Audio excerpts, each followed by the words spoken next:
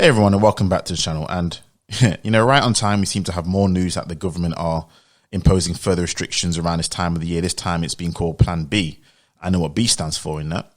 Now, people have been advised to work from home where possible. Masks are mandatory in shops again, and just more restrictions are being imposed. Now, I only have one question today in this video, because if we were to assess Boris Johnson's reign as a prime minister, it would be exactly how he comes across. A bumbling oaf who is like Teflon, done nothing seems to stick, no matter what seems to go through or go on in his life, or indirectly or directly.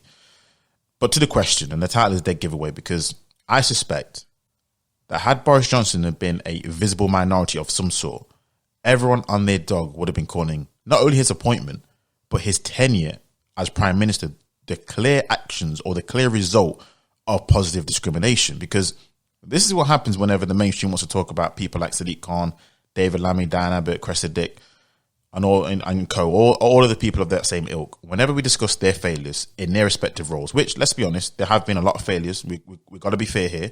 But what about Boris? Where does people like him fit in this narrative? Because I remember clearly before he became prime minister that people were doubting his abilities to be able to lead the country based on his character and his track record, his actual things that he's done to warrant such a role, suggesting that there are better candidates out there. But yet and still, guess what? He managed to get the most powerful seat in the land. I mean, how many promises has he reneged on now in terms of, not going to raise taxes, protecting triple lock, and even stating about the whole, we're not going to lock down this country again. We need to be locked down now so we don't get locked down again. It's been nothing but a sea of pure incompetence across the board. Now, I've got to be fair here again when it comes to the whole lockdown, because it's definitely not an easy decision to make, especially when you are the one making the final decisions. Lives are at risk, whichever way you want to shape it.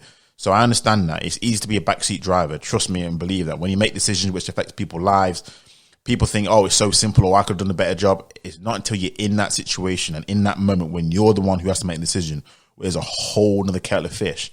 And also, let's be honest, he inherited it. It's not as if he created the situation. So I do got to be fair in regards to that. But everything else, I mean, when you look at the actions of his party now, one that he leads when it comes to now, the now infamous Christmas party at Westminster last year, in which you have clear video footage. I see we're all here obeying regulations, aren't we? I mean, this party is not going to be investigated by the police in a year's time. You are all very carefully socially distanced. We've moved, I'm pleased to tell you, from the metric back to the imperial system. I know you were at least 2 inches of regulation, which is, as I understand it, what the regulations require during the social distancing footage. I need to know who the person decided to video record that. I would love to know how that got recorded. But you have clear footage of the Conservatives laughing and joking at our expense about social distancing, about all the rules and regulations, which police were coming around to other people who were breaking the rules and breaking laws, giving them fines, locking them up. But they were all laughing and joking and giggling, having a great time, in which rules they were clearly violated.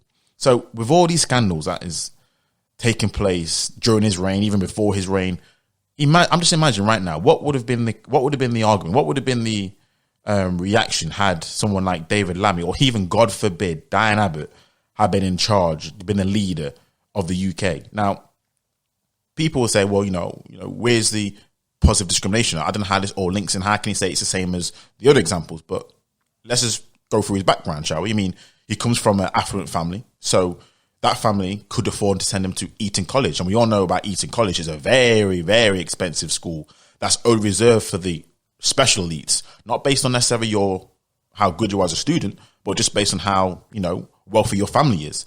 A school in which 20 former prime ministers have all gone to. So you can already tell the kind of leg up that he's received just by courtesy of what family he's been born into and where he went to school. And apparently now, according to reports, he performed at an average level there. Not brilliant, not poor, average. And then after that, he went to Oxford University on a scholarship. Again, kudos to him, not doubting it. Now, I bet you're thinking, I wonder if he studied, PPE, a typical course befitting of a future prime minister. Nope. Instead, guess what he went to study? Latin and ancient Greek. And that was after he took a gap year. You see how this all seems to be, adding up. So if we were to say people like David Lammy, Diane Abbott and co are all there because of positive discrimination, not because they have a great track record, then What do we say about Boris? What do we say about people like him? If it's not that, then what else can we call this? Now, there are two words in which spring to mind here, in which you could argue is the exact opposite of positive discrimination. And their initials are W and P. I'll let you figure out what those two words are. Until next time, I'm out.